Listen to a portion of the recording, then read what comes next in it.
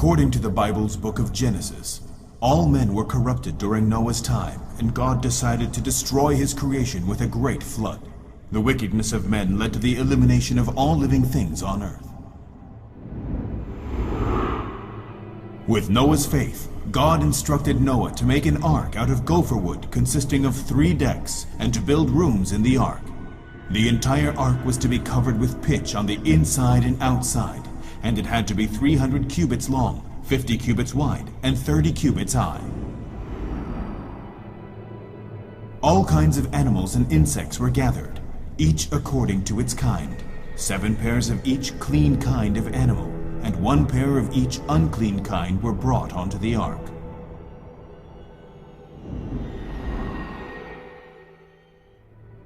Noah and the animals entered the ark as instructed by God, while the others carried on with their everyday routine and daily lives, unaware of the events to come. Soon, a catastrophic flood destroyed the earth. The ark was the only rescue in this great flood. On the 17th day of the 7th month, the ark rested on the mountains of Ararat, and God placed a rainbow in the sky, vowing to never again send a flood to destroy the earth.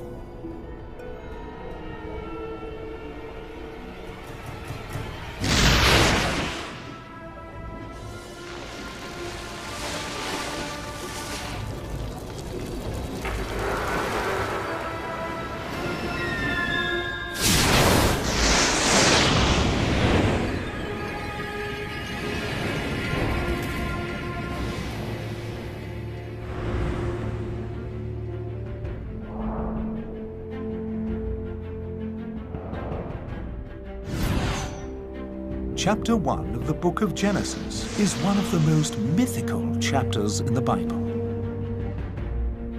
God instructs Noah to build an ark.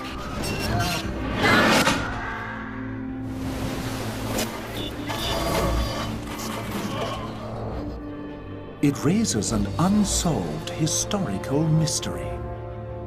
The ark rested on the mountains of Ararat.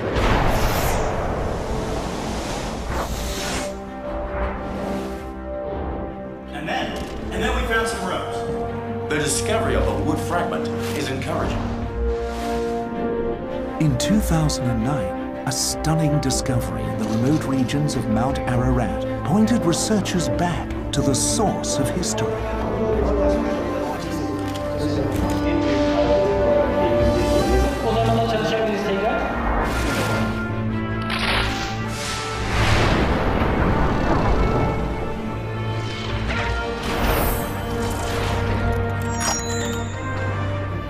This is not Noah's Ark, and I don't know what it is.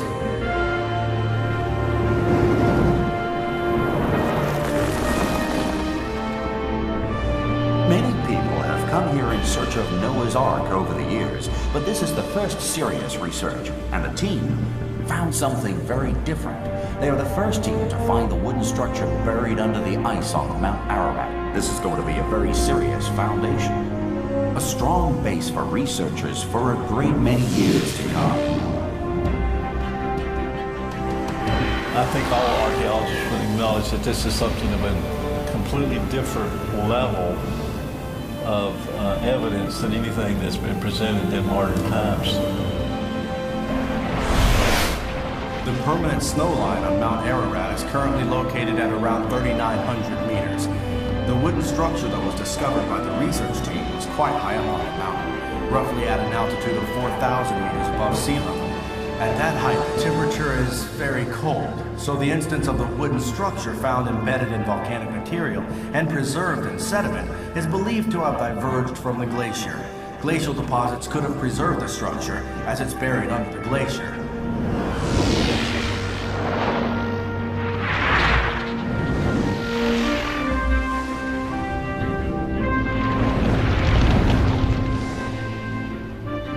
The video footage was very impressive. This discovery transcends searching for history. This discovery is history.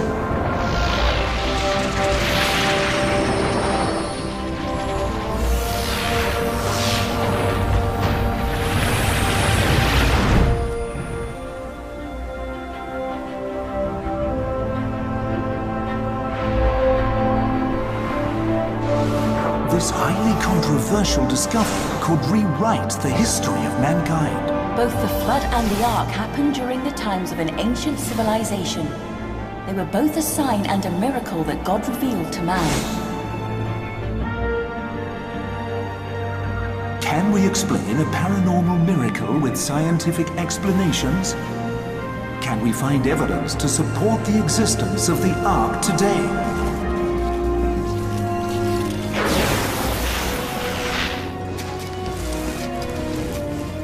An unprecedented exploration, one unlike any other. 7 years of perseverance on a thrilling mission.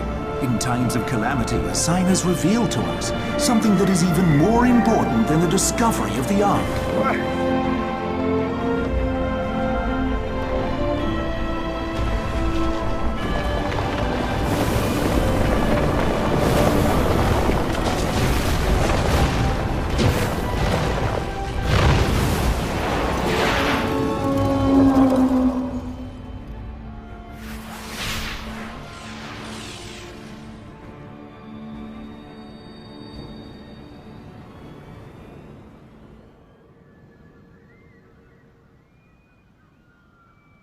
Beyazıt, a small town located on the border of eastern Turkey, has been regarded as base camp for many Ark explorers throughout the years.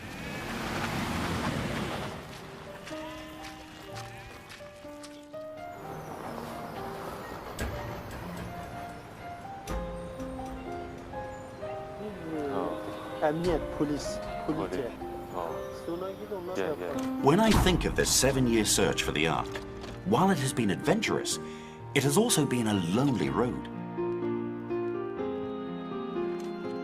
Throughout this journey, I feel like an invisible hand has been leading us forward. I still remember my 2004 visit to Beyazıt. I was there to gather research and film documentary clips for the Noah's Ark attraction in the Marwan Park.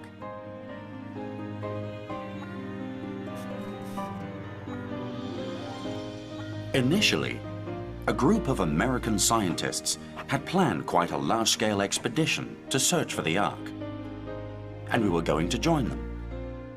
However, they weren't able to obtain the permits, and we got them instead. Therefore, we went by ourselves.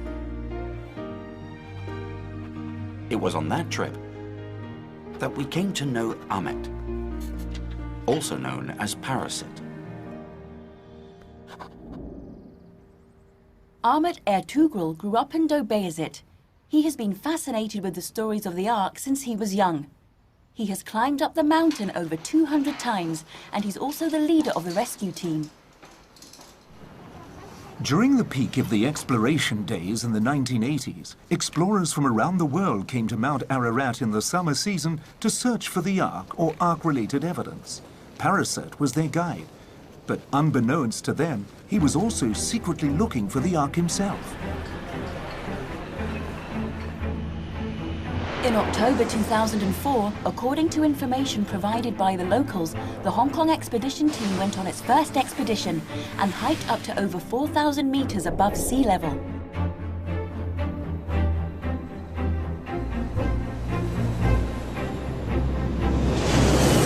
Mount Ararat is a wonderland for many explorers, but underneath the wonder, it's also a tomb.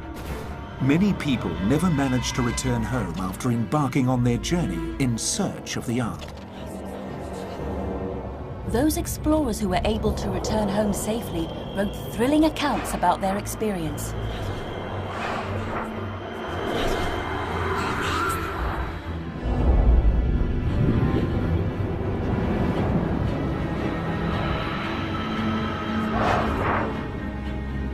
The locals call Mount Ararat the Mountain of Pain, as the area is prone to natural disasters. Earthquakes, avalanches, lightning strikes and snowstorms can happen any time without any warning. The thin air up on the mountain range and its steep cliffs make it a physical and psychological challenge for climbers. Together with the Turkish team, the Hong Kong expedition team climbed up to 4,200 meters above sea level for the first time.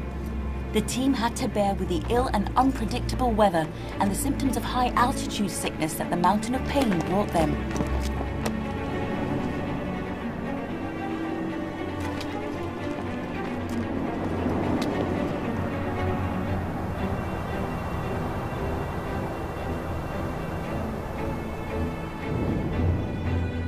During the toughest times of the expedition, the members of the team were blessed and guided by God. They finally made it beyond the snowline, which was at 4,200 meters above sea level, and discovered something inside an ice cave. The object was flat and nestled in a thin layer of ice. The layer beneath the ice was filled with water, and one could vaguely see a dark wooden substance through the thin ice. However, the thin ice beneath the cave was not able to support the weight of the team, and as the water in the cave was deep, our team, who didn't have adequate equipment, was asked to stop the expedition as worsening weather rolled in.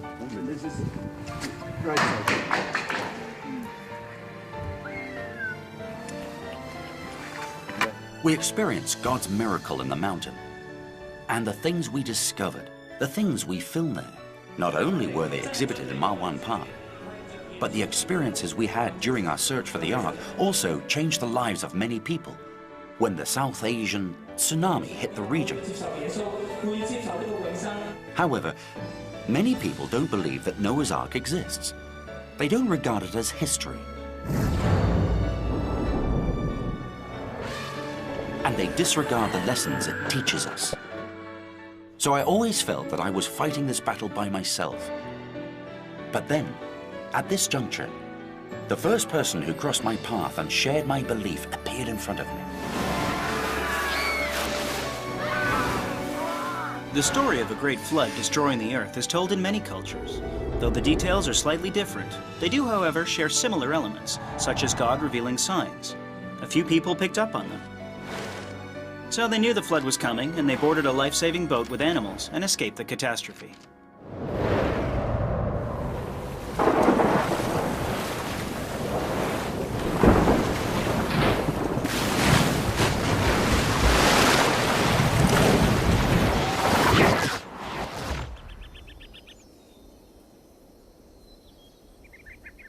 Mount Ararat is located near Turkey's eastern border and is home to many Kurdish people. It also lies close to the borders of Armenia and Iran. Ancient Persians called this mountain Kuinu, which means the mountain of Noah. Ancient Armenians called Mount Ararat Masis Lusa, which means the mountain of the Ark. In modern Armenian language, the term Masis has evolved to mean the mother of the earth.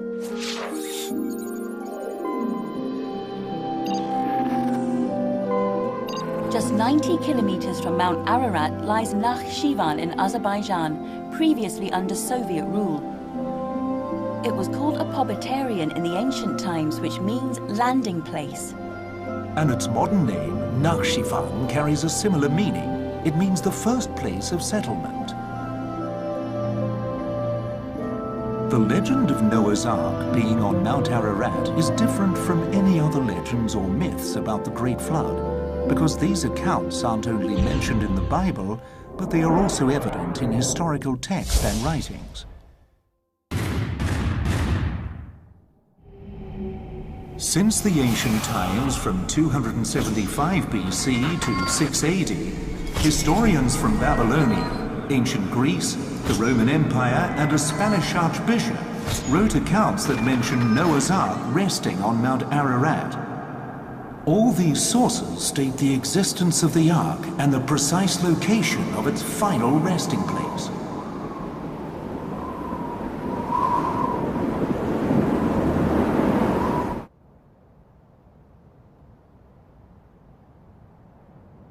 Over hundreds and thousands of years, the silent mountains witnessed the passing footprints of civilizations, empires that rose and fell, terrifying battles, and the shifting of national borders. However, did the more distant history of the Ark leave any traces behind on its soil?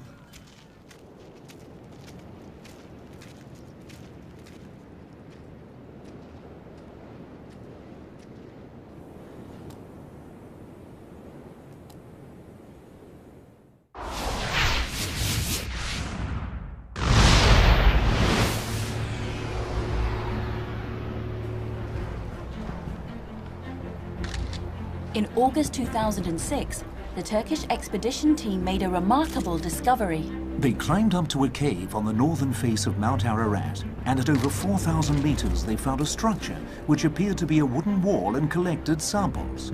3 months later, the petrographic examinations conducted by the Applied Geoscience Center of the Department of Earth Sciences of the Hong Kong University confirmed that the sample was petrified wood.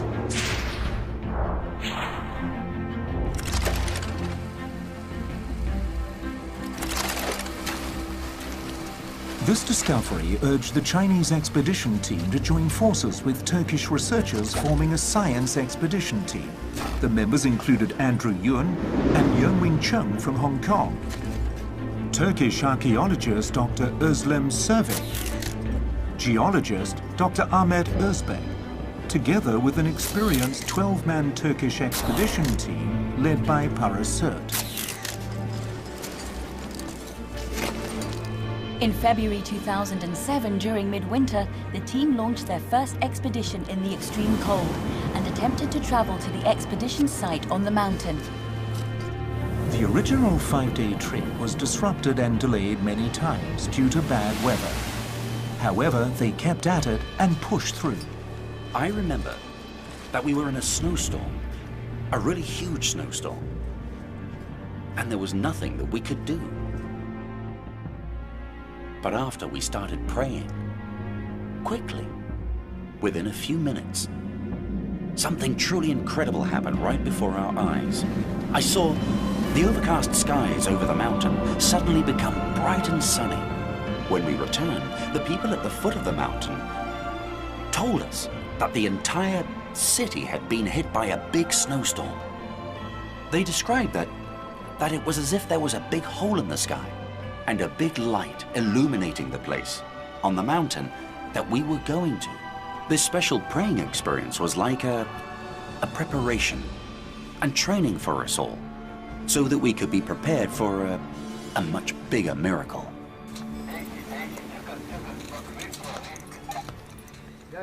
In the end, the team successfully entered the cave where they discovered a petrified wooden wall.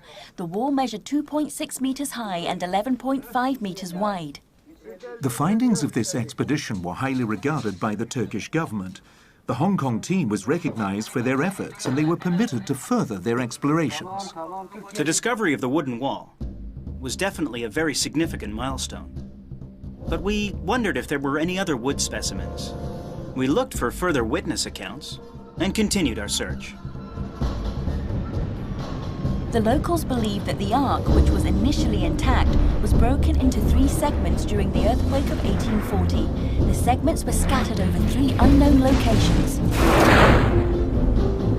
The hidden locations of the lost Ark have become targets for many explorers in recent years. For nearly 2 centuries, people have claimed that they had witnessed or even entered a giant man-made wooden structure located on Mount Ararat, and among them there are a few well-known Ark explorers. In 1955, Fernand Navarre, a French explorer, and his 12-year-old son, Raphael, climbed up to 4,200 meters on Mount Ararat. He reportedly found a wooden structure buried in the mountain, and he chopped off a 5-foot wooden beam from it. In 1969, an American Ark explorer, Alfred Lee, joined forces with a group of South Pole researchers and traveled with French explorer Fernand Navarre. They returned to the site where he had discovered the wooden structure in 1955. They located the same wooden beam Navarre had found 40 years ago. Wood samples taken from both trips were carbon dated and range from over 1,000 years to 5,000 years old. Ed Davis, a U.S. Army sergeant based in northern Iran, described that a local tribe leader led him up the climb to Mount Ararat. He saw the Ark that was broken into 2 pieces, and he passed a lie detector test. After Alfred Lee's detailed analysis, he created a painting based on Davis's descriptions, which appeared to match the structure. However, there had yet to be any substantial evidence. Colonel James Irwin, an American astronaut who walked impact on the moon led several expeditions to Mount Ararat in search of the Ark. He failed to find any sign of the Ark. For the last few decades, American explorers have been utilizing aerial reconnaissance and satellite imagery to aid in the search for the Ark, hoping that this technology could help. However, the satellite images have yet to yield any results.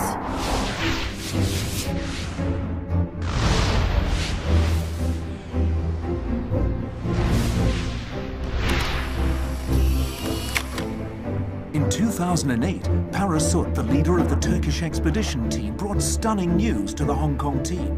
He had narrowed down the search area according to the information he had gathered and found a giant wooden structure on Mount Ararat at over 4,000 meters above sea level. And he took photographs as evidence. He believed that he had found Noah's Ark. This part here, it looks like it goes together like this. We're looking in the cycle of the same place, the same project. Information is very clear to us, and we start to work, and we find some wood in there. My history, they say it's Ark, but if it's somebody history, they say it's wooden house. They can come, they can check what they can see. In this high altitude, if someone is at their pastime, they're crazy, they make their houses in 4,000 meters. It's impossible. Those pictures are stunning. The tenons are slotted in. Yeah, I see that. They're unusual. We think that it's worthwhile for us to research. Clearly. But could the photographs be fake? Were they taken on the mountain? The way it's polished, and just the way it looks. Many of the previous discoveries were fake, so we have to send someone to verify. It's very special. I've never seen anything like that. But it was very dangerous on the mountain. People had died from low-temperature syndrome there before, not to mention the extreme snowstorms and ill weather that plagued the peak.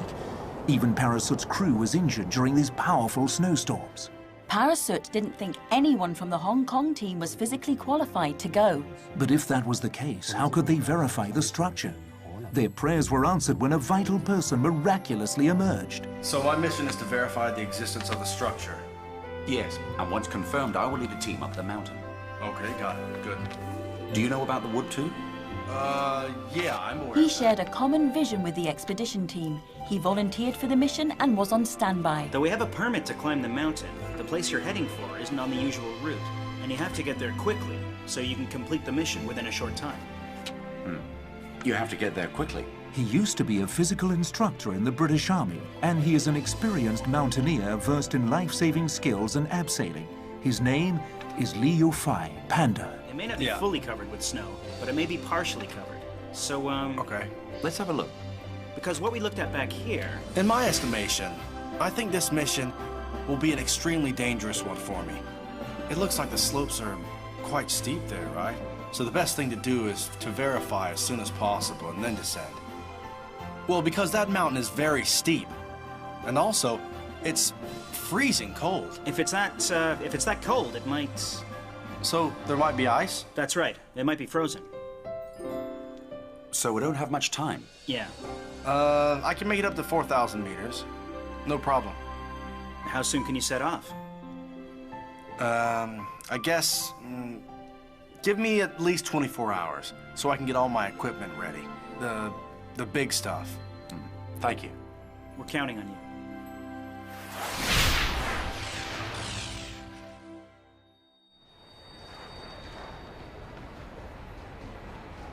In October 2008, Panda Lee flew to Van, a city in eastern Turkey, from Istanbul. It was his first time in eastern Turkey, and the first thing he encountered was a peaceful protest, which later turned into a bloodbath. A civilian died and over 200 people were injured in Dobeyazit. The entire city was locked down. The expedition was postponed and he was sent to Igdir, a more peaceful city, to wait till the political unrest simmered down. At around 2 p.m., we were informed that the state of emergency had been lifted. So after that announcement, we decided to take our chances and headed straight for the mountain. However, at that time, there were quite a few security checkpoints along the route. We had to travel to the outskirts of Dobeyazit, so it was sunset when we got there, and we had to climb in the dark.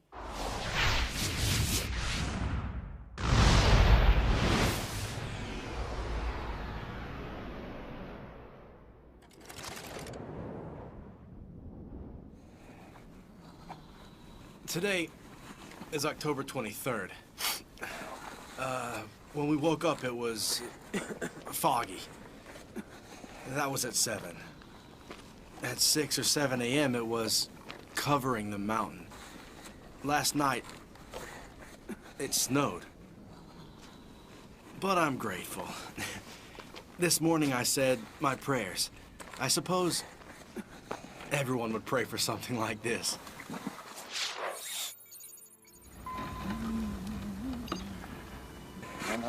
Around 8 a.m., the fog began to disperse. Sunlight beamed through the clouds, and the good weather which the team was hoping for finally came. The team packed up and continued to their ascent up the mountain.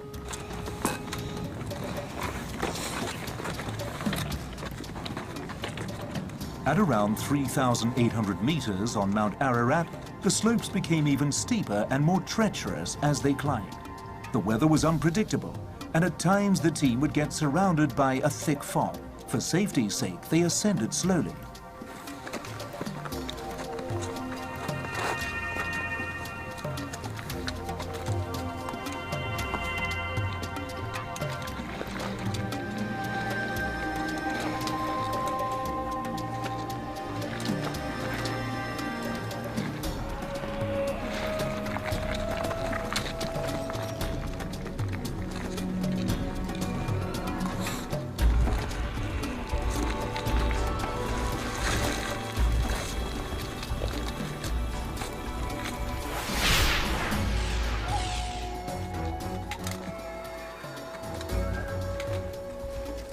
"90 minutes later, they finally arrive at their destination.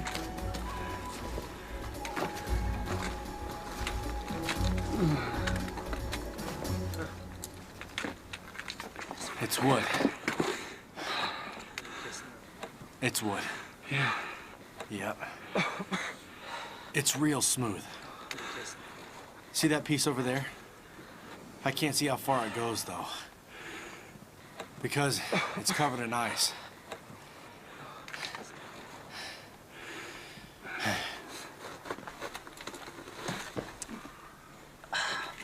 This entire wall is frozen solid. It's covered in ice. It's sealed in ice. You know, I think this whole entire piece here, this whole structure, goes all the way to the bottom because it's got a flat surface. See, you can see it now. The camera's panning across it. Can you see it's flat and smooth? It's beautiful. This is definitely wood. Most definitely.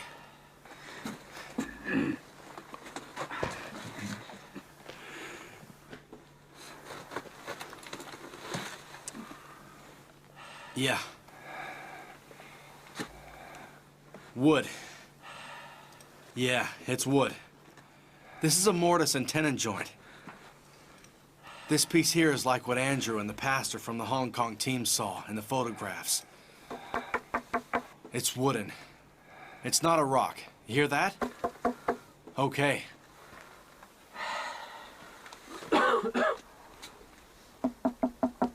This is hollow. Right here. It's hollow. Judging from the sound, there was certainly a hollow space behind the wooden wall. It's dangerous. When measuring from the mouth of the cave, this wooden structure lay at about 7 meters below the surface. Now I'm going to begin measuring. I'll measure the length of the wooden structure that we can see. I'm pointing at it now.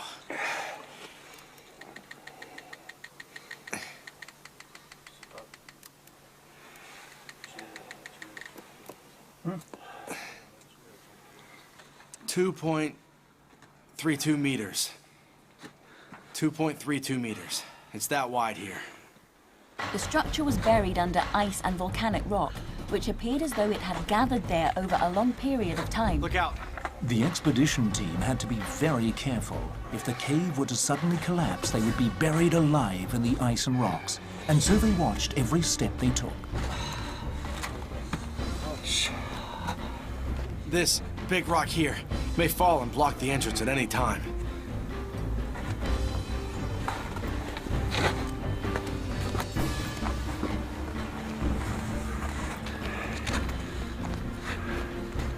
Yeah. After the team had verified the hidden wooden structure, they began digging with a 200-meter radius around the cave to search further. Apart from the discovery of the large wooden structure, there were also wooden fragments scattered all over the site. We're now at 4,100 meters. Wood inside? Oh yeah. We have to move quickly here because it's very dangerous. Be fast. Yeah, okay. Go. As midday drew near, the sun started to melt the snow, loosening the volcanic rocks and increasing the risk of the cave's collapse. The team had to move quickly. Yeah. I'm very far down now.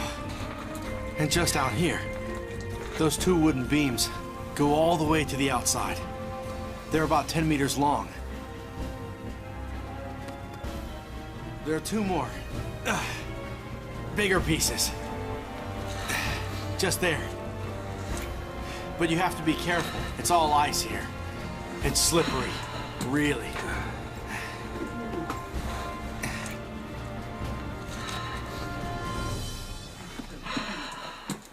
This piece is huge.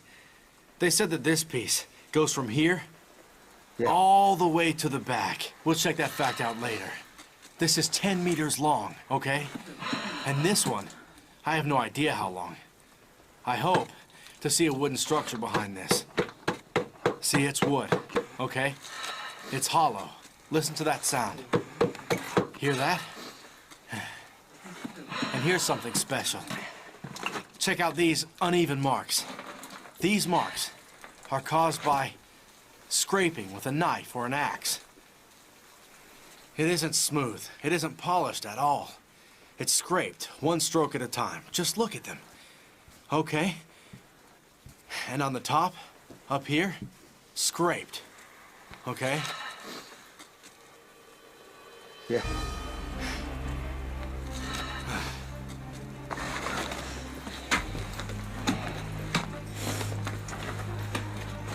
We have to leave quickly. The snow is melting. It's very slippery. The sun is out. It's melting the ice. Yes.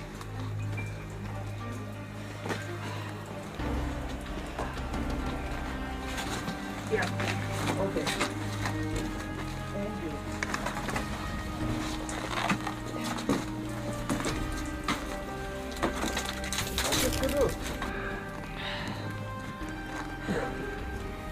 The wooden beam protrudes from here. It goes from there, over there, and sticks out in this ditch. I think it's at least 20 meters long. This 4-hour expedition was more fruitful than any other search for the Ark in the last 200 years. This was the first time in history that the man-made wooden structure above the tree line and above the snow line on Mount Ararat was captured on video. It was an exciting result.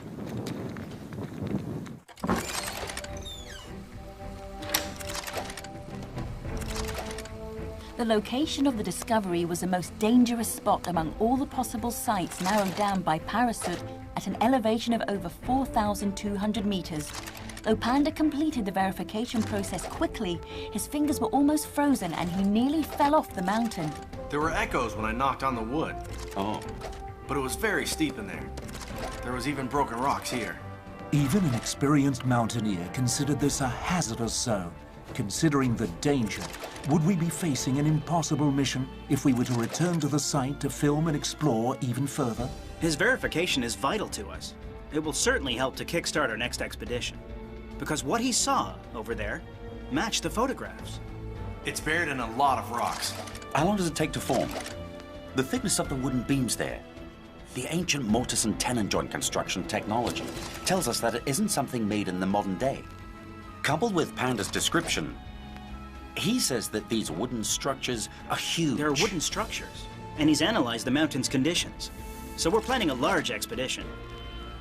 Because we believe that what's up there could be Noah's Ark, I know that we're going to face a large amount of pressure and many challenges in this journey. To ascend to 4,000 meters, we must prepare ourselves. So we'll need to have a rope here, and this part is tricky. This is something that's extremely risky. We need cold weather clothing and mountaineering gear. We must take the risk. This expedition is something in which we know that we might sacrifice our very lives. Because we have to film. We have to film convincing evidence with our cameras. We must show something that has never been revealed before. We must go for it, take the risk, and accomplish this historical expedition. So to everyone who is willing to take that risk with us, they will have to be very well prepared, including saying prayers. No way, it's dead in there.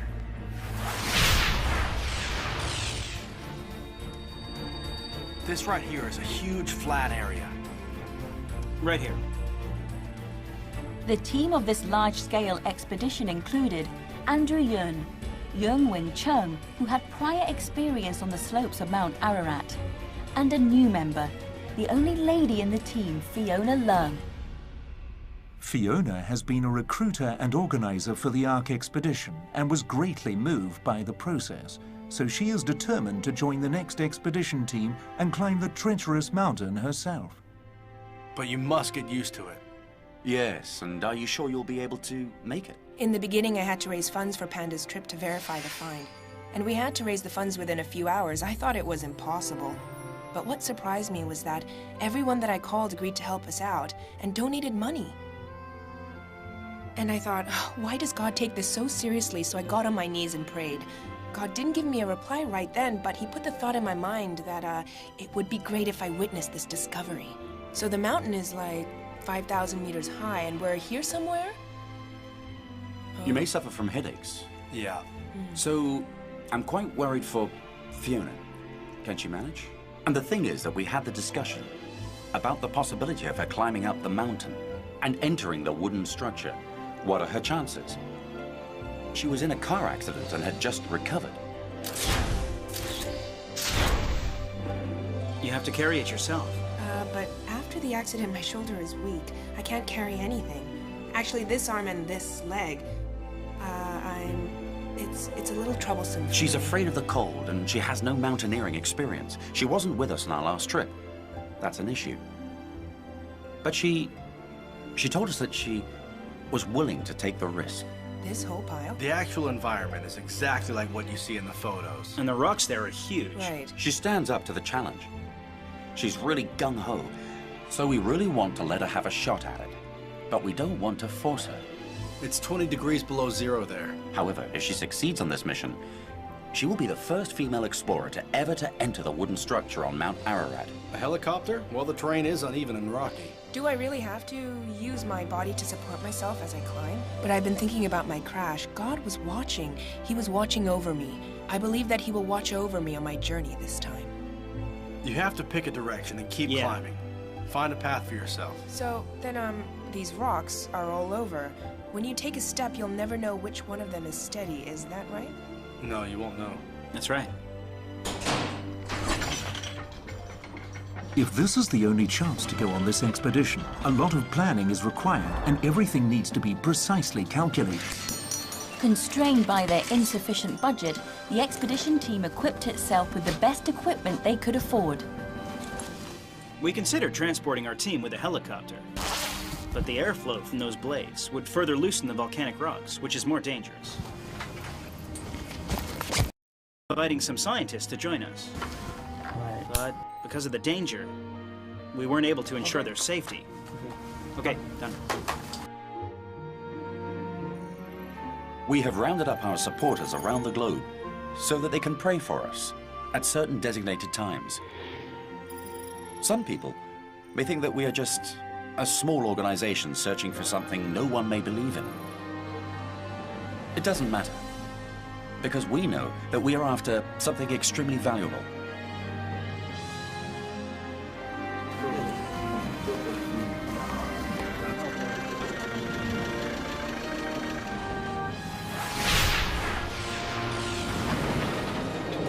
The expedition team stepped foot in Turkey once again and advanced to Mount Ararat snowline, which was over 4,000 meters above sea level.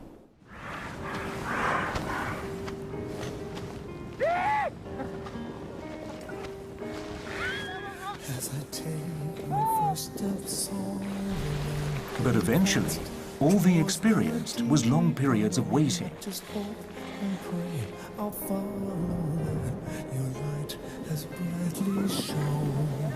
As I face the trials that hold, I may doubt at times if you're still there. I am lost amidst my loneliness and helpless in despair.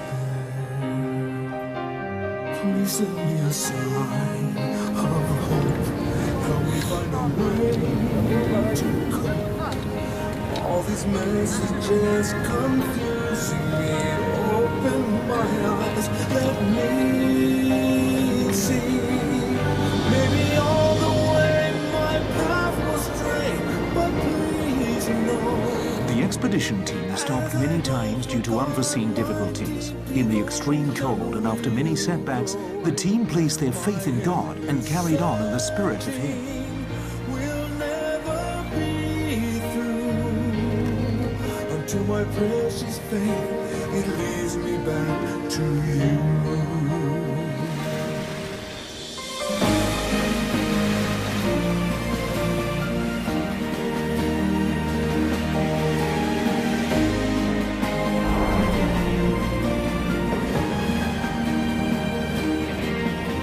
They fell and stood up again.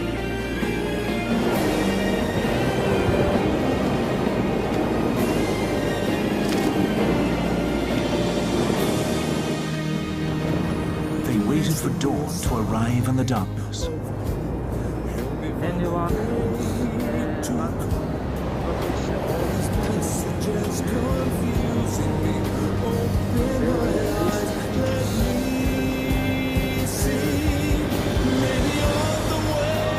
waited for good weather to come, but they failed to accomplish their goal.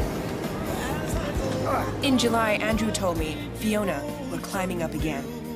I didn't want to go, I was scared, because my last experience showed me that it was really dangerous up there. I was afraid, I didn't want to go, I didn't even want to say any prayers. I didn't want God to touch my heart again, but after a while, I prayed to Him, and I was before Him. He touched me again, and I was blessed with a vision.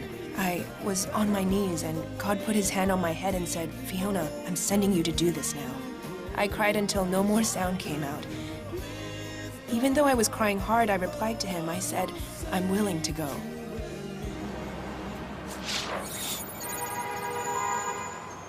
In October 2009, the Hong Kong team joined the Turkish team and prepared themselves to climb Mount Ararat once more. When we were all ready to go, our itinerary was rescheduled repeatedly. In the end, the most experienced mountaineer, Panda, was not able to join the expedition. May the Almighty Lord continue to show us the way, and may this entire journey be smooth and blessed with safe returns. It is really a big hit that Panda can't make it. And we can't transport all the important equipment we prepared for the climb. It can't come with us now. Oxygen cylinders, for instance. And we don't know what to expect from the wooden structure. So in all honesty, we're not too confident.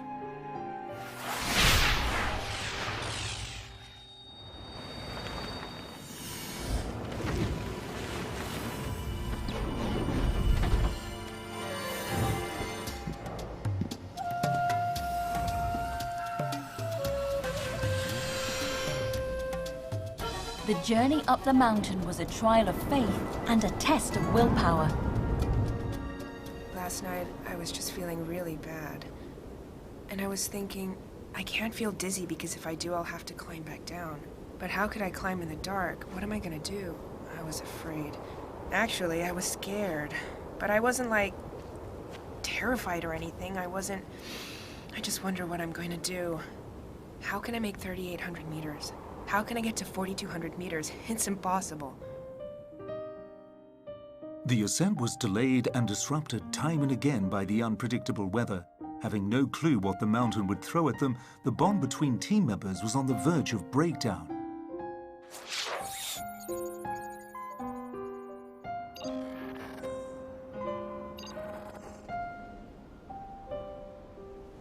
Because we've been ready to go for the last few days, we should stick to what we talked about.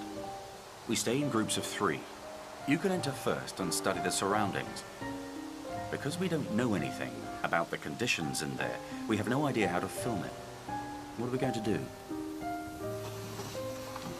So maybe we want to stay in the original plan. We all go.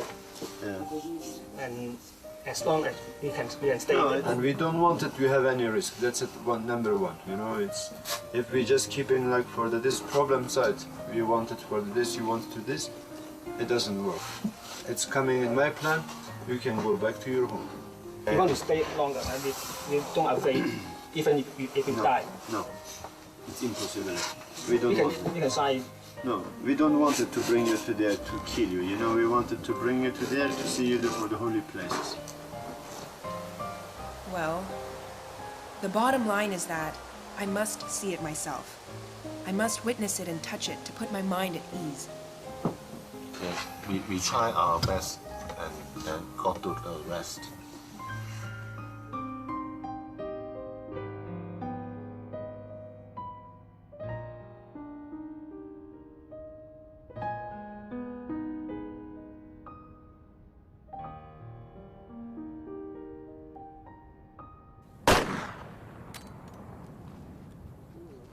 Early the next morning, the Turkish team went first to the camp located at 4,000 meters to scout out the location. The Hong Kong team stayed behind at the 2,800-meter campsite and waited for a good time to set off.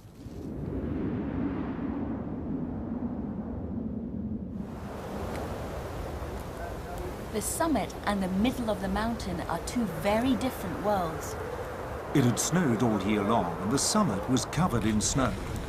The team worried about avalanches. Back in the middle of the mountain, the Hong Kong team's world seemed to have come to a halt. They had no idea when it would start turning again.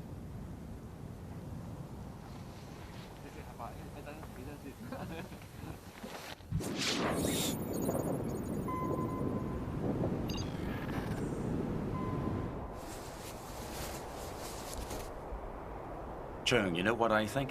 I think that right about now, there's nothing more we can do. Well, if the whole team doesn't go up together, it'll be hard for us to shoot. We must travel together. Yeah. This is the only thing we can do now. We'll send as many people up as we can, as far as who goes and who doesn't. Well, that's for God to decide. All we can do is to pray.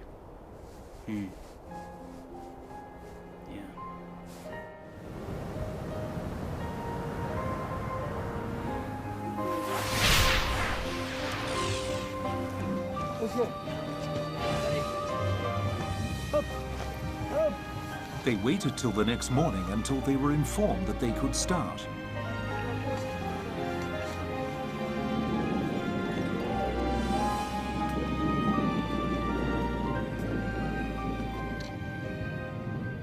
We were standing at 4,000 meters, and I knew that it was the toughest part of the journey, the most challenging part. When we arrived, Parasut asked me, "Do you think you can do this?" At that point, I knew one thing. They would take me up there because they were professionals. But I had no idea what 4,000 meters above sea level would be like. I knew nothing about high-altitude sickness, and I had no clue what the most dangerous steep slope made out of volcanic rock would be like. So I replied, "I believe in you." To my surprise, Parasut said to me, "You must believe in yourself." And then suddenly I thought to myself, believe in myself? How can I believe in myself? No, I have to believe in God. Without any doubt, I believed that God would be with me. I finally arrived at the volcanic rock zone. During the ascent, I couldn't help but notice that some of the rocks were as tall as my waist, and some of them were very loose. I had to put my feet between the gaps in the rocks to pull myself up. It was the only way. For every step I took, I told God, "Jesus, I know you are with me. Jesus, please don't leave me alone by myself. Jesus, I can only carry on with your help." I am grateful that I thought to pray as I ascended the mountain. The most special thing was that it didn't rain or snow that day. If it had rained or snowed, the rocks would have been slippery and I couldn't have made it to the site. I'm very grateful that the sun was out that day. That's our destination. After this next stretch, we shall be there. It was as if the path was never meant to be walked on. It was covered with volcanic rocks, and the slopes were steep. Once before, Panda had said that the area was dangerous, and he almost tripped and fell. So I said to God, I said to him, "My Lord, this is such a treacherous path. I have no idea how you're going to lead us to safety upon the mountain, especially Fiona." But it never occurred to me once that it would be me who would accidentally trip over a volcanic rock and slip down the mountain. I slid for about 2 to 3 meters. At that moment, my mind went blank. I was saying in my heart, "Oh Lord, please save me." Very quickly, someone ran down to rescue me, and I pulled myself back up as hard as I could. After a while, Andrew climbed back up. But just when I thought it was safe to move on again, I suddenly heard people shouting in the front. I had no clue what was going on. Everyone was nervous.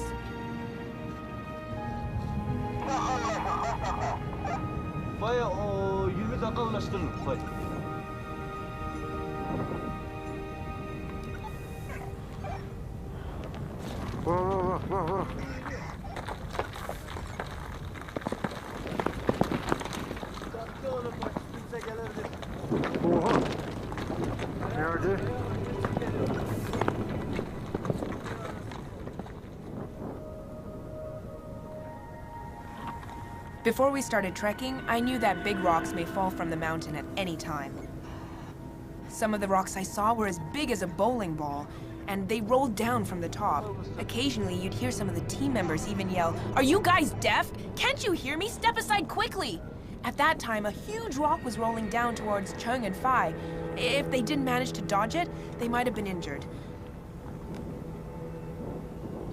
Under such a chaotic, intense atmosphere, I really couldn't think about anything much.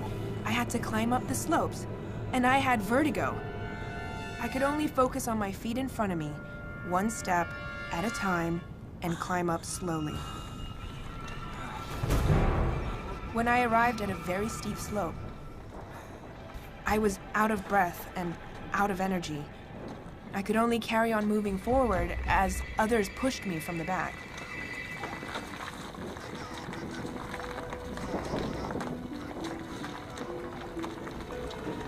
Taş geliyor. Taş geliyor.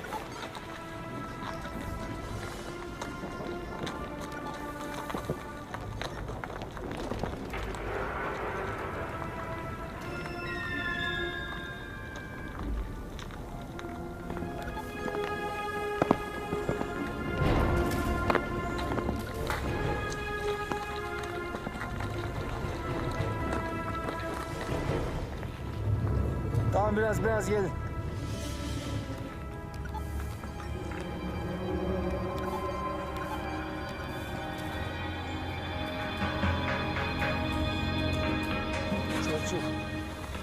Çok. Bak geliyor. Oha.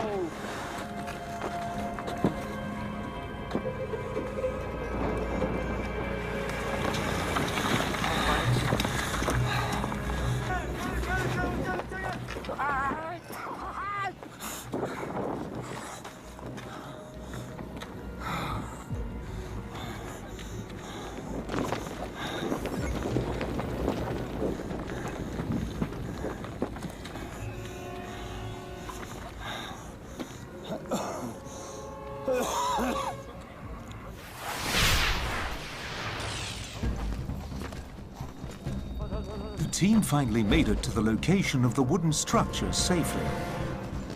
Okay.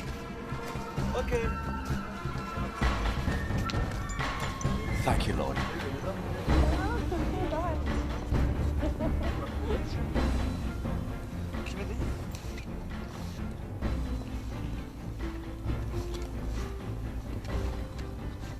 Members of the team entered each space through different openings. These spaces ranged from 3 meters to over 10 meters in the ground. They were buried in ice and volcanic rocks. When the team mastered the rough location of the wooden structure, they made their way in through these pre-dug narrow passages.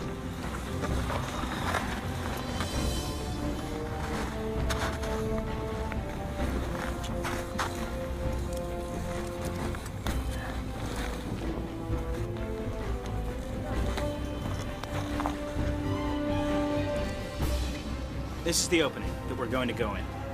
Many loose rocks are rolling down from the top. The opening is very small. Only one person can go in. Our cameraman Fi has gone in there, and we're entering one by one. It's dangerous because it's hard to breathe. We can't take any big gear in with us.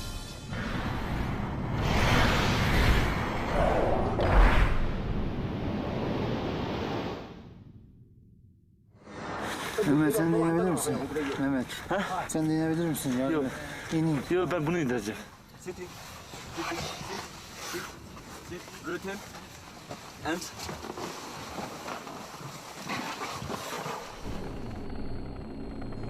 From a very narrow opening, the team got in to observe the inside. It was a huge and mysterious space. Buraya tut. This. Good. What is? Also wood. Okay. This. Also wood. Tadımız yeri. Okay. Location. Down. You see location.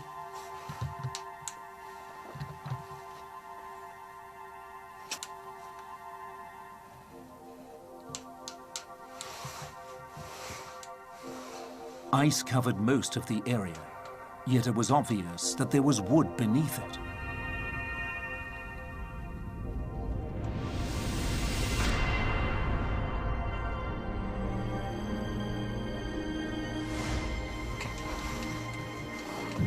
Balton kalsın burada. I'm going in now.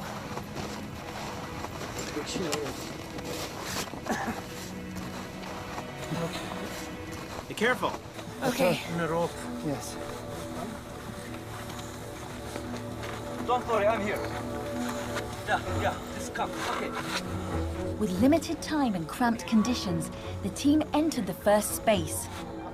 From what appeared to be a very small and narrow cave from the outside, it was revealed to actually be quite big inside.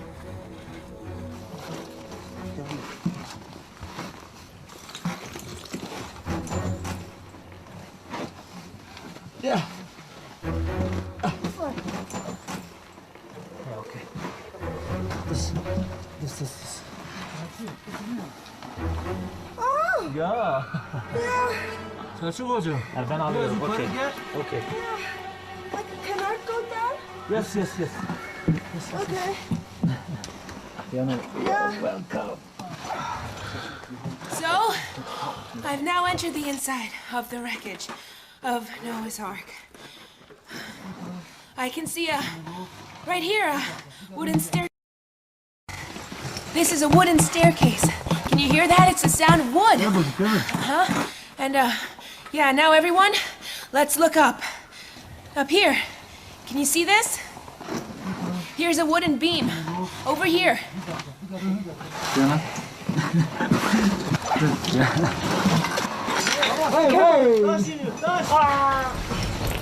Can you see it? It's around 2 to 3 meters long. Yeah. Okay. Okay. Yes.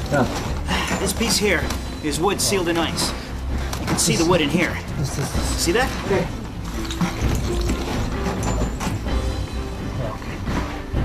This.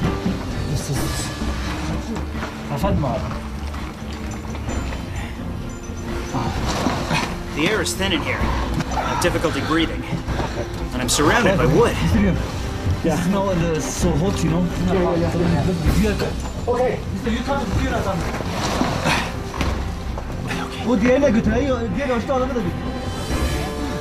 I finally set foot on the steps. Yeah, I can see it. Yeah. Huh? This is ice. I can see wooden walls on both sides.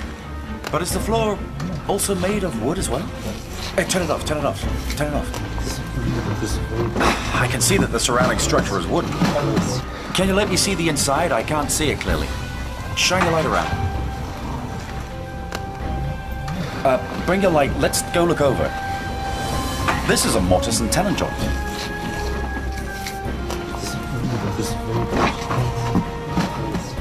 I believe this is the inside of the wooden structure of Noah's Ark. This may be one of the rooms, and I can see the tenon joint. I see two walls on each side, and there's a wooden beam across the top. What I'm touching now is a wooden beam. It matches the Bible's description, but this is only a small part of it. We have to explore further, but it's very dangerous. And there's not enough air, so we have to go back up. Okay?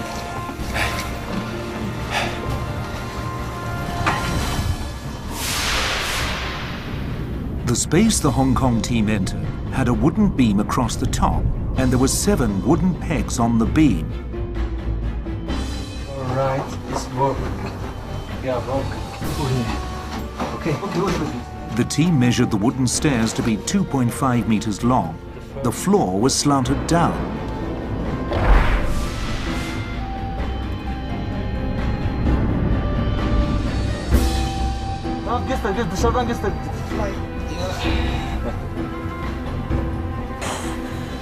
The team observed that the walls were made of wood. They were about 4 meters high and completely sealed in ice.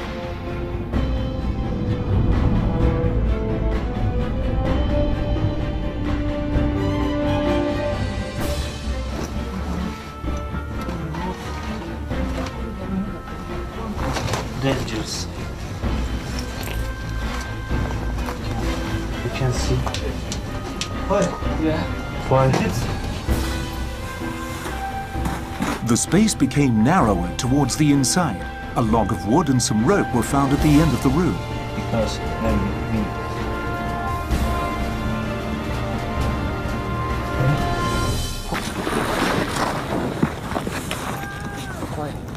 The wooden structure was located in a hazardous area. Volcanic rocks kept rolling down the slope. Since the passages into the structure were dug by hand, they might collapse any time. Therefore, part of the crew remained outside to keep watch, as the entire team might have to evacuate immediately if necessary.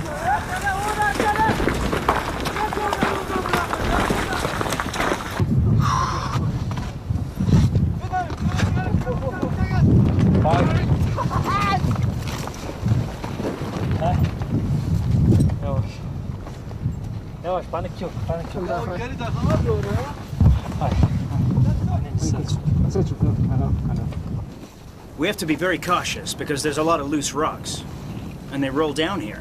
Whenever the rocks fall, our guides yell to caution everyone else. At one point, we had to hide behind a very big rock, just to be safe.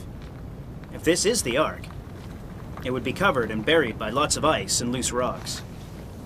But those spaces are really hard to go in because they're sealed. Sealed up tight with a lot of ice and rocks.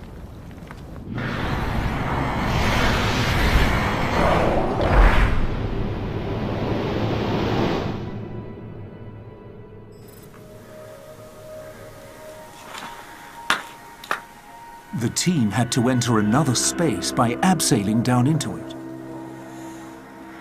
The team who went first helped break the ice which sealed the entrance.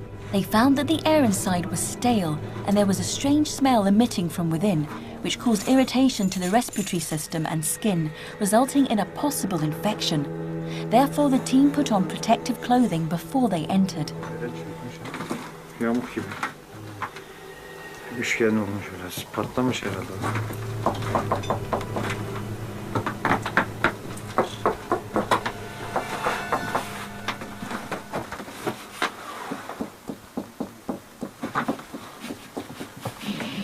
Inside this space, the floor and wall were certainly made of wood.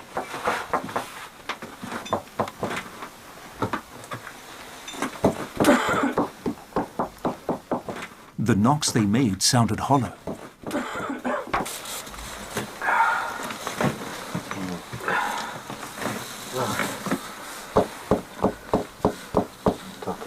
Sallanıyor.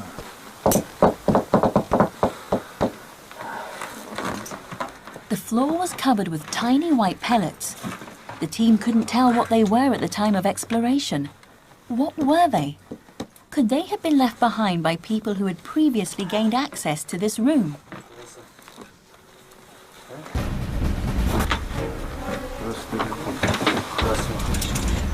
There was a tiny door on one of the walls, which was roughly 1 meter tall, and a horrible smell emitted from behind that door. The smell could signal the presence of poisonous gas, and since the door couldn't be opened, the team dared not advance any further into the structure because of too many uncertainties.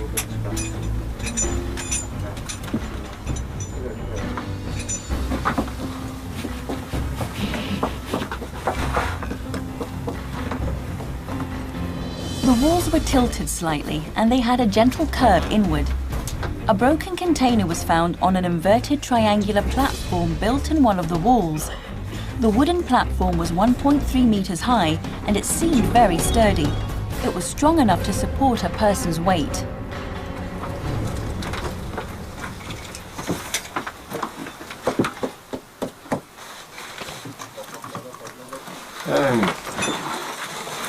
This space was 5 meters high, 2 meters long, and 2 meters wide. Primary tests done on the wooden specimen showed that the wood discovered was around 5,000 years old.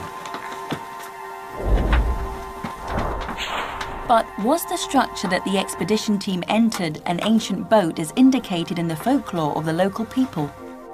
If it was an ancient boat, could it be the Noah's Ark mentioned in the Bible?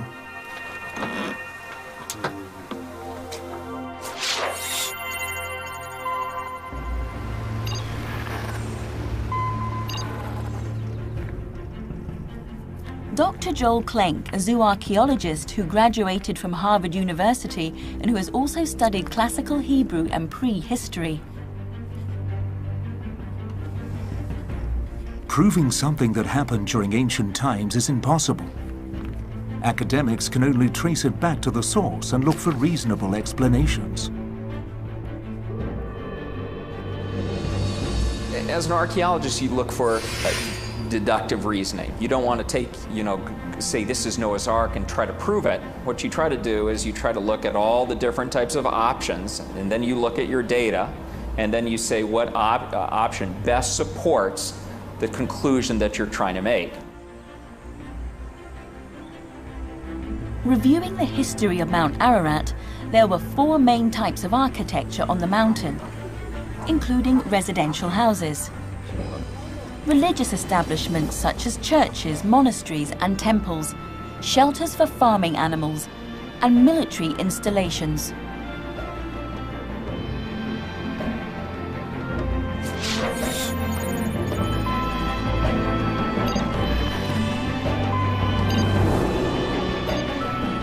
An archaeologist who specializes in the mountainous zones of Mount Ararat in eastern Turkey, Professor Oktay Belli, is familiar with the locals' history and cultures over the last few thousand years.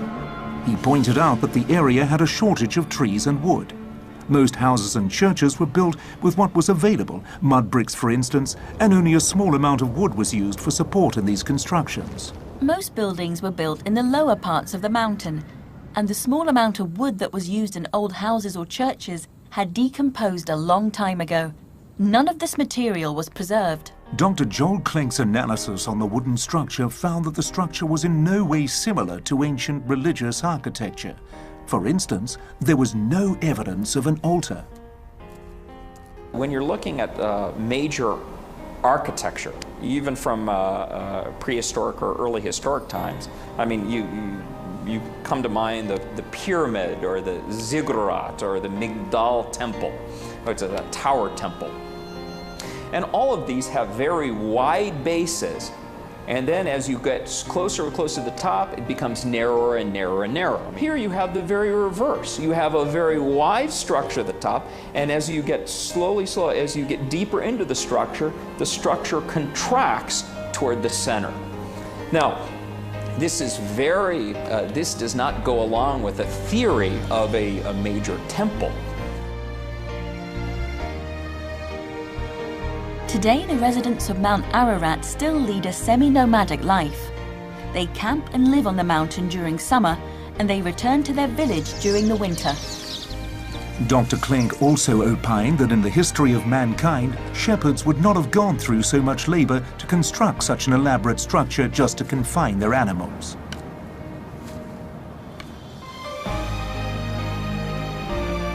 Normally, what shepherd structures are they're shallow pens encased with a fence, or they take part of the natural landscape, they put it in a cave. And they don't line the cave with wood in the form of an oblong structure. No, they just pack the animals in there, they cover it with a slight fence, and then they keep the animals there. So to claim that it's a shepherd's hut or shepherd's pen is just is ridiculous.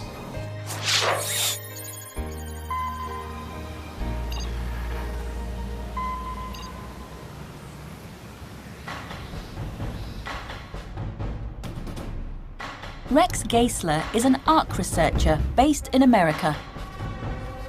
In recent years, he collaborated with the Department of Archaeology and the Ataturk University in Turkey to research on ancient pottery and fossil specimens gathered on Mount Ararat. The goal of his research was to find out whether the migration route was related to Noah and the Great Flood. The reality is that no wooden structures have ever been found or documented well on Mount Ararat, to my knowledge. And so whether it be a Turkish military installation, an Armenian earlier on installation, a Russian installation, there's been really no wooden structure. Mount Ararat was once a highly sought-after territory. During World War I, the mountain was divided among three major nations: Turkey, Russia, and Armenia. The Russian government once constructed a railway on Mount Ararat. Ties used for construction were removed by the villagers. For practicality purposes, Russian military installations were built below 3,000 meters. Now, in regard to an installation higher up on the mountain, the Russians didn't tend to go up, that high all the time. And even if they did, it'd be difficult to communicate, to their comrades unless they were using like a smoke signal. Through rational analysis, the chances of the wooden structure being a house, church, shelter for animals, or military installation were discounted by both archaeologists and an experienced ark researcher. The only reasonable explanation of the wooden structure discovered on Mount Ararat is 2,000-year-old historical literature and the descriptions of Noah's Ark in the Bible.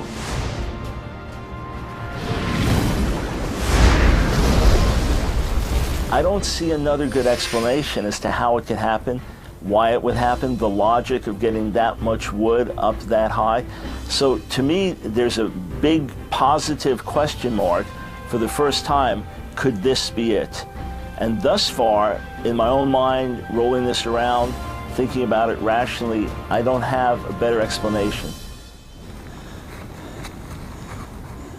The expedition team went into other spaces and made another stunning discovery. Altın boş mu? Evet. Aha.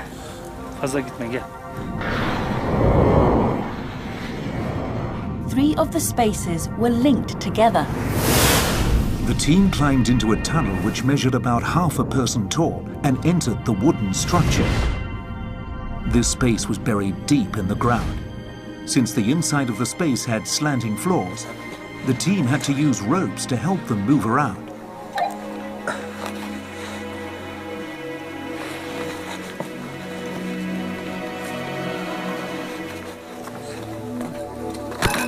At the entrance of this space, a very wide wooden staircase was found.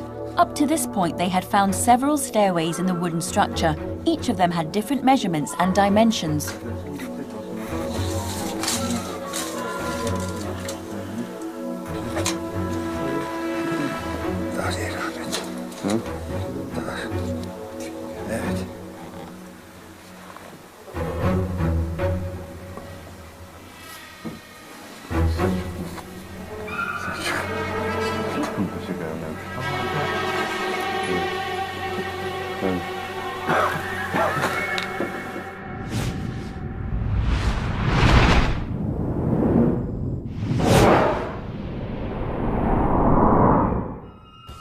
The wood found in this space was rougher than in other parts, and it seemed to be more worn out.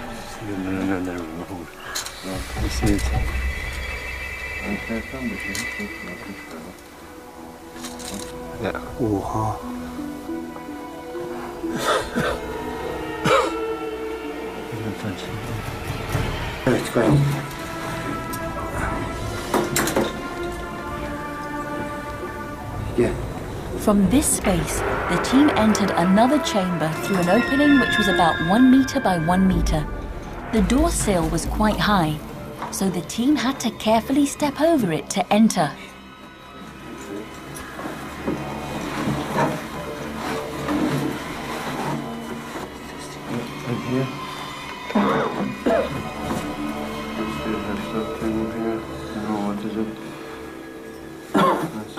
This space was shaped like a large wooden box. Okay. Okay, we have to move. No. That's it. Thank you, Lord. Yeah. There was a wooden beam on one side of the wall, and there were wooden pegs on it. That's it. That's it. That's what we do. That's no.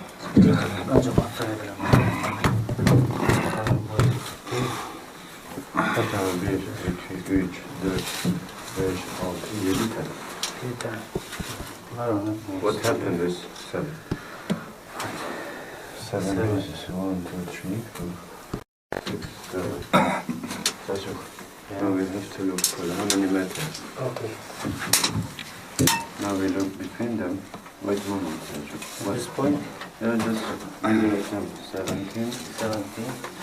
And 17. It's interesting, huh? Everyone may have a 17. The theory was that the leashes on the animals were tied to these wooden pegs to confine them to the space. Perhaps a sort of stable or animal pen. 42. And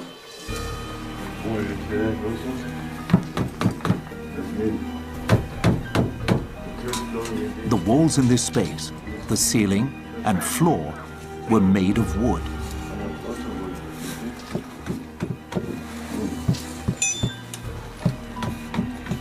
The wooden surface was uneven, as if it was cut by an ancient stone axe.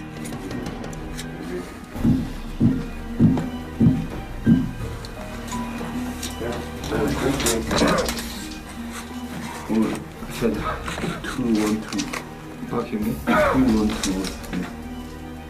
See? Okay. This is the highness. Bring out of it.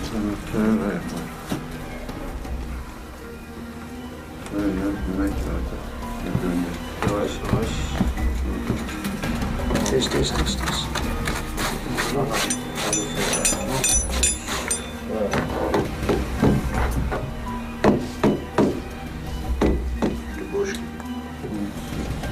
There were pottery pieces on the floor.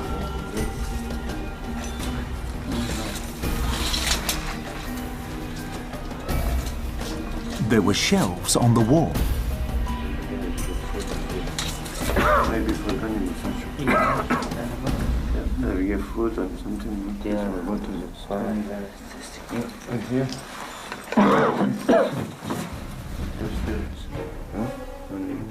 Another room was found linked to this space, and there was a tiny window near the top. The wooden structure seemed to stretch beyond the room.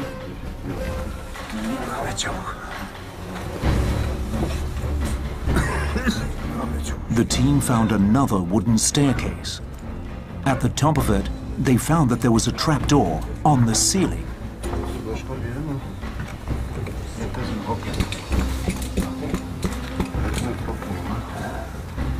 Time to open.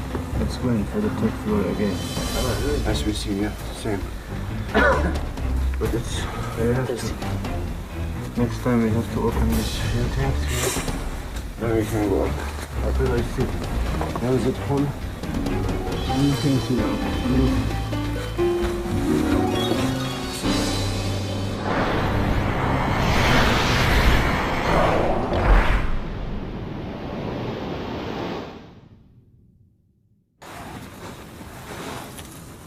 The expedition team also returned to the wooden structure in which Panda first verified the discovery 1 year ago.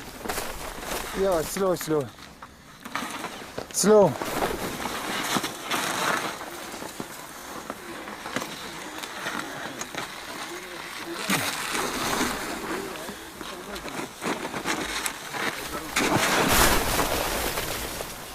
It had been a year, so the surroundings had changed.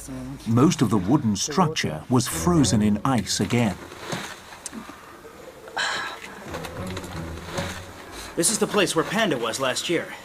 It looks completely different. It's covered in ice. The opening has become quite small. I can still see the wooden wall. This is exactly what Panda saw. This wooden wall covered in ice right here. That's the one. It was quite dangerous when I came in here because those rocks, they could fall in from the top.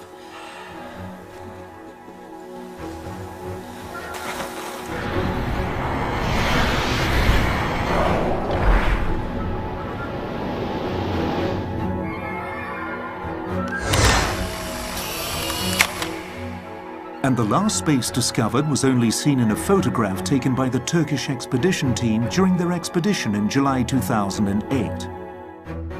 Since they were unable to ensure the safety of their team, they did not take the unnecessary risk to explore the structure any further.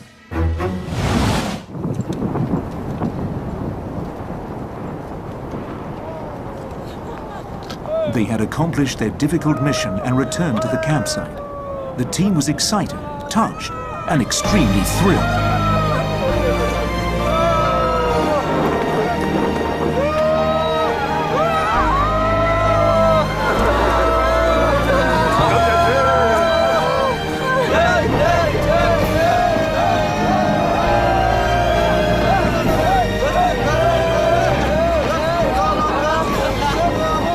On the journey up the mountain, we pushed ourselves way beyond our limit.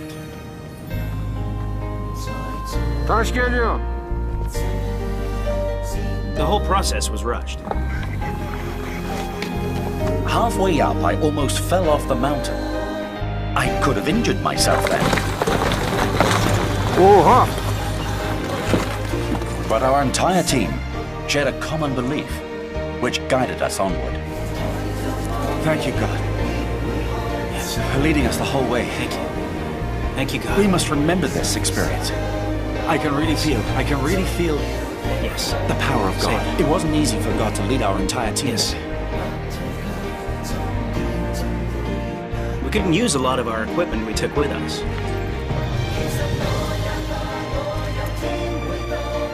But at least the filming went smoothly. You're really super. Good work, Fiona. Fiona, I really mean it. I just didn't expect. I didn't think you'd make it. I really didn't think that. Look at you.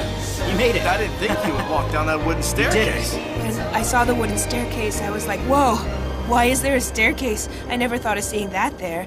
But for me, coming back was harder. On the way back, I was told that I had to leave because of the falling rocks. You had to stay behind. I was so scared. I'm fine. And the rocks just kept rolling. I was so worried. I'm fine. I didn't stop. Really?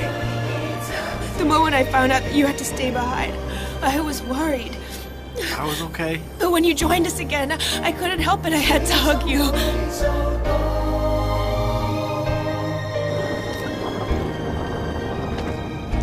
Though it was a dangerous journey, for everyone, we all made it home safely.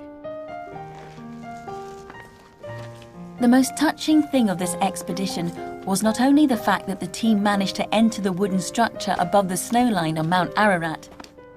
The most touching thing was that the entire team managed to return safely.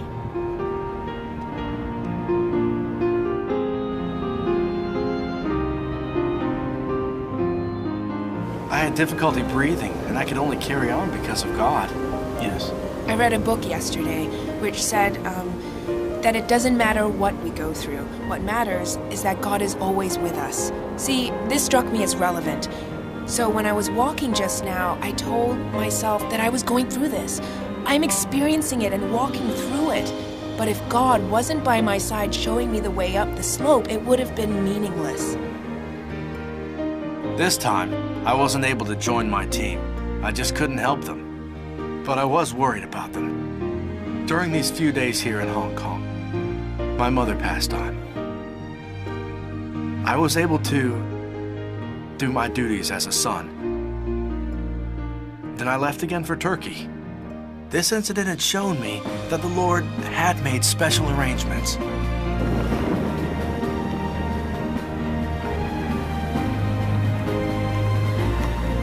Seven days later, Parasut arranged for another trip for Panda Lee to ascend the mountain, during which he accidentally discovered a deeper space.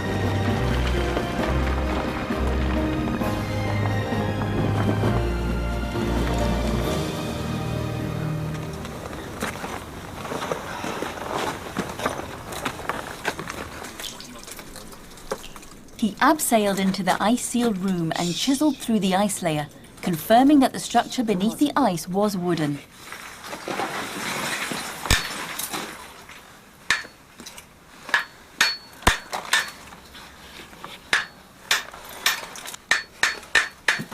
The ice layer had formed over a long period of time. Judging by the thickness of the ice, the wooden structure had been frozen for a long time. Push. Because of the melting ice, the ground was very slippery. Our cameraman slipped and fell and slid all the way to the bottom of the wooden structure. Okay. It's very slippery here. All right, I'm filming now.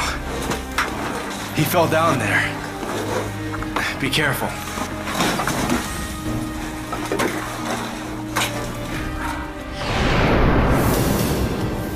When one of the other team members went over to help the cameraman up, Panda took the opportunity to move towards the end of the structure. He was shocked to discover a huge wooden wall that extended down to the bottom about 6 meters away from him. The entire wall was about 10 meters high.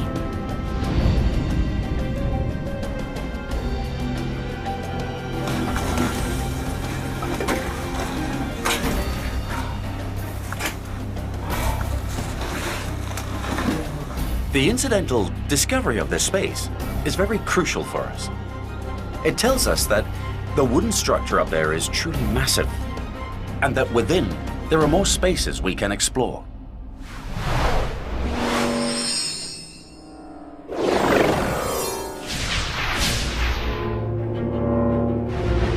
In order to solve the biggest mystery in the history of mankind, the expedition team climbed beyond 4,000 meters above sea level and discovered a giant wooden structure.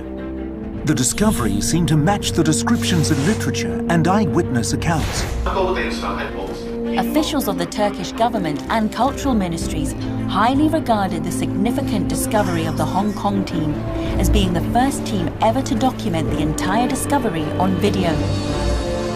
In 2010, officials of the Turkish government made a trip to Hong Kong and jointly announced this discovery with the expedition team. A mutual agreement of further cooperation was signed, and the Hong Kong team members were recognized as honorable citizens. After various press conferences in Beijing and the Netherlands, many experts and high-ranking Turkish government officials had volunteered their assistance on future expeditions and further Ark research. The search for the Ark touched many people on different levels. Many sharing meetings were held in China, the United States, Malaysia, and Hong Kong. The heart-lifting experience, inspired by miracles, changed the lives of many.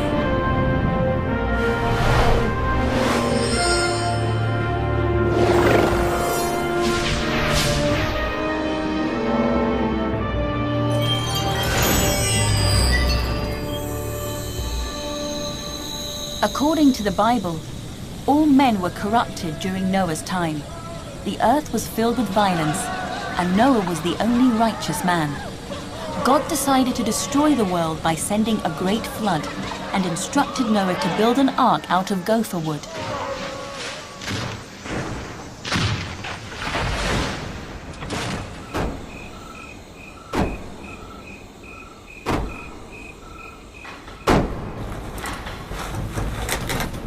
Further analysis of the discovery showed that the wooden structure was built using typical shipbuilding techniques and design, including inclined walls that became narrow at the bottom and built-in shelves. You have compartments, a series of compartments to store different goods. And this is entirely consistent, the evidence that you present is entirely consistent with a ship, or some sort of vessel, maritime vessel. But what I saw in the film footage in no way contradicted what the Bible says in description of the ark, and in fact I would say visually is in line with what the Bible says about the ark.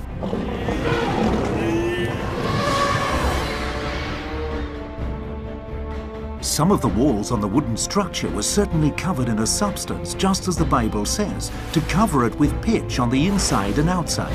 The wooden structure is made of spaces or rooms, just like what the Bible mentions, to make rooms in the ark. The wooden structure was confirmed to have 2 levels. There might be another level above it too. It fits the descriptions in the Bible with lower, second, and third stories. Wooden beams and 7 wooden pegs were found, to which the leashes of animals could have been tied to. Just like descriptions in the Bible, God instructed Noah to board the ark with his family and animals, of which there must be 7 pairs of each clean kind of animal.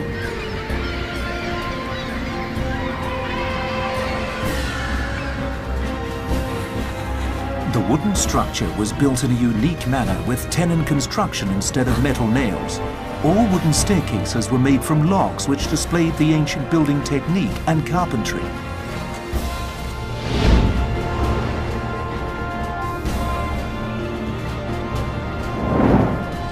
The discovery of the wooden structure on Mount Ararat stunned the world, causing drastic discussions and debates. Behind the discovery, an unprecedented revolution may take place and change people's understanding about the beginning of the world.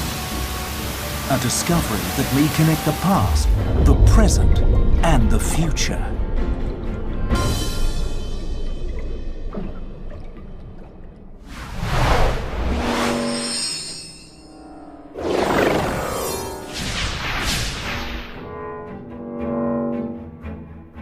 The significance of the discovery in eastern Turkey is, if things bear out to be true, would be one of the greatest archaeological discoveries of the 21st century. Just an extraordinary find and a treasure trove for science, for history, for paleontology, for geology, you know, and not just for Christianity, but also for Judaism, for the Hebrew Bible, and also in the Quran as well.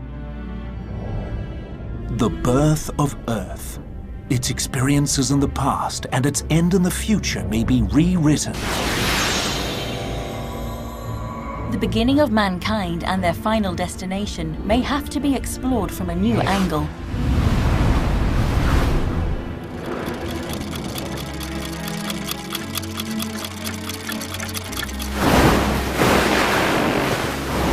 If the wooden structure on Mount Ararat were the ark which saved Noah's family and all the animals on Earth, and the accounts recorded in the Bible's book of Genesis was true,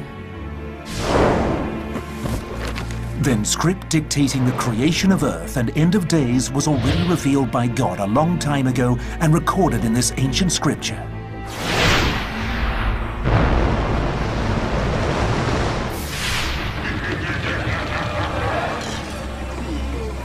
In the days of Noah, everyone was eating, drinking, marrying, and consumed with violence until the day Noah and his family entered the ark.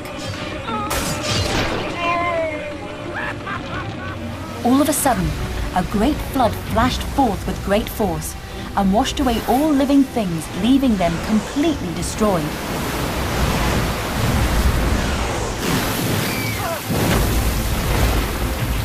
On Noah's 600th birthday, on the 17th day of the 2nd month, all fountains of the great deep were broken up, and the rain was upon the earth. It continued for 40 days and nights. The flood began.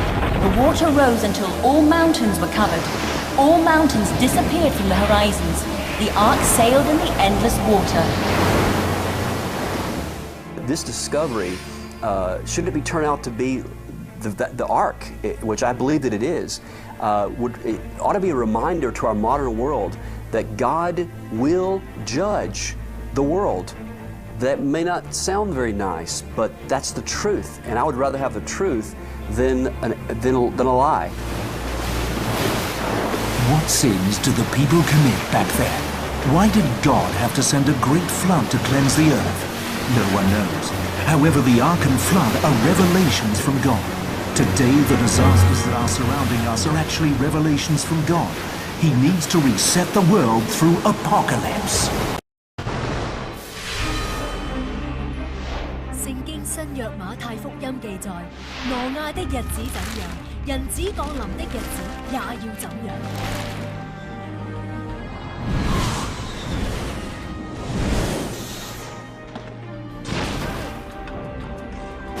聖經嘅預言已經有超過90%應驗，未應驗嘅會點樣發生？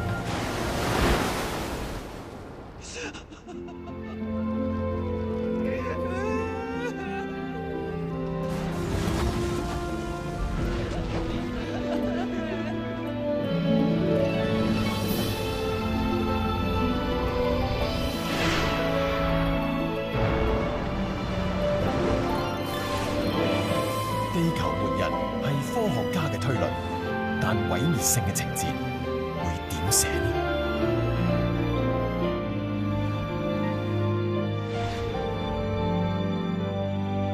雲裏還有一絲曙光，同伴願你拋開驚慌，仇敵別趁機發狂，活世之中應當珍惜對方，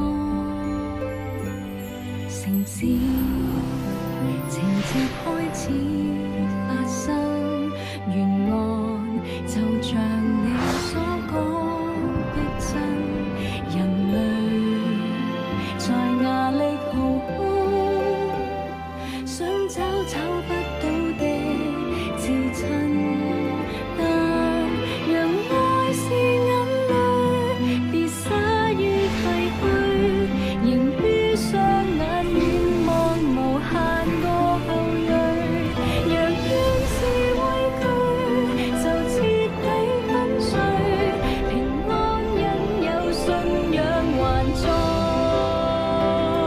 仰望誰？唯願活在末世心境平和，不要害怕。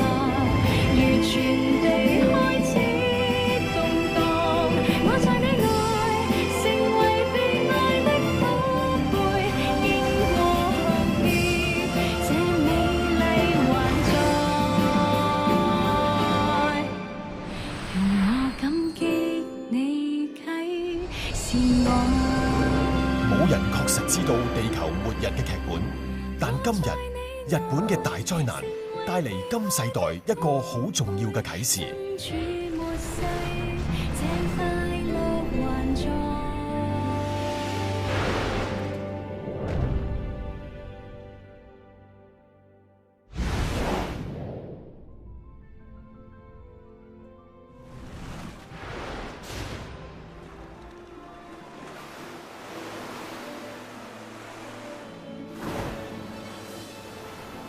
日本面對如此巨大嘅突發性浩劫，縱然有再多嘅教育同心理預備，甚至建設高防備最堅固嘅世界第一防波堤，一切嘅預警亦無法令文明喺災難中逃脫。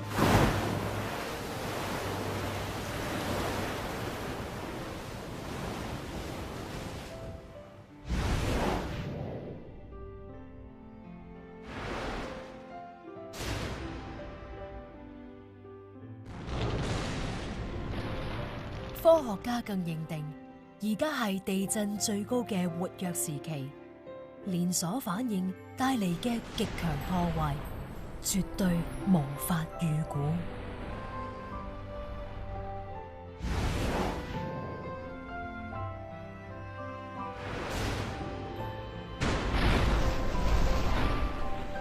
地震、海嘯導致核電廠高危設施爆發核輻射洩漏，史無前例嘅複合性災難，污染全球生態。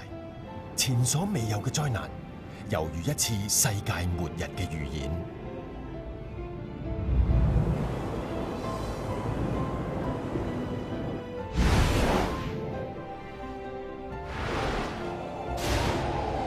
核輻射擴散帶嚟生態巨變，食物鏈大危機令全球恐慌。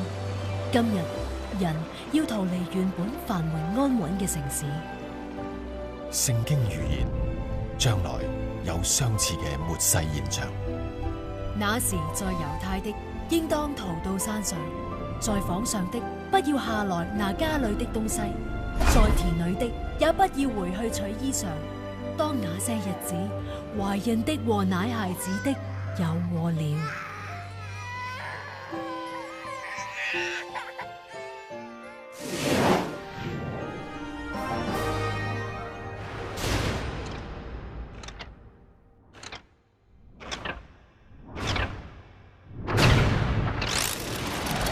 不過，一切可怕嘅經歷都唔會令人類醒覺。核電廠遍佈全地，人類禍端將地球推向絕境。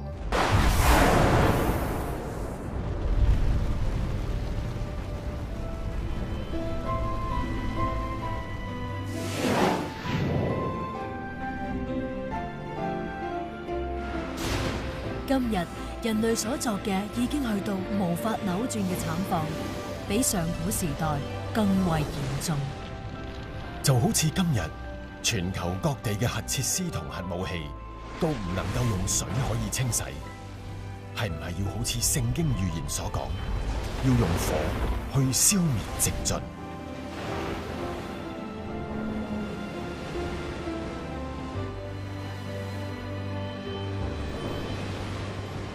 昔日挪亞一家因為信靠上帝，藉着方舟從墮落被毀嘅世界之中得到救贖。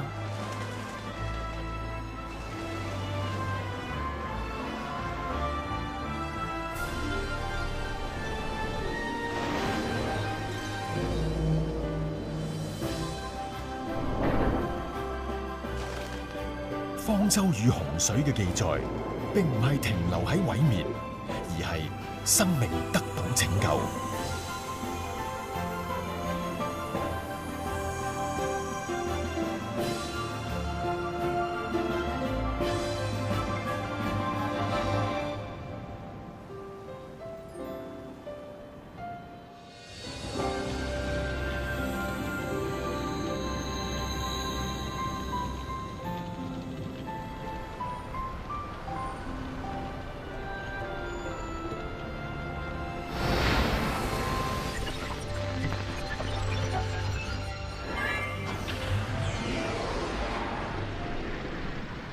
聖經裏邊所講挪亞的日子，災難係會不知不覺間發生。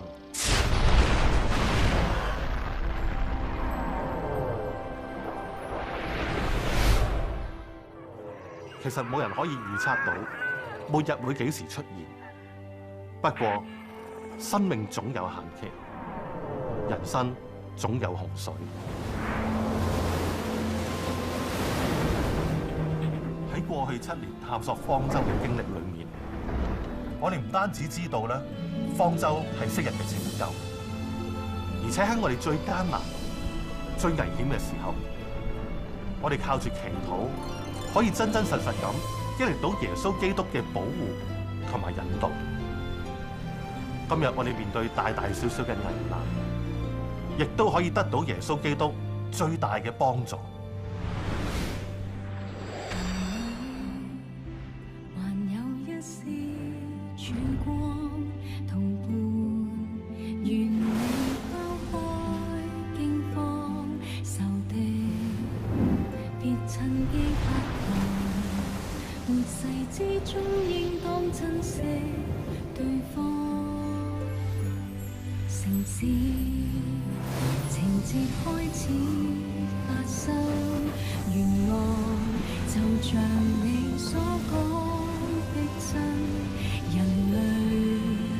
將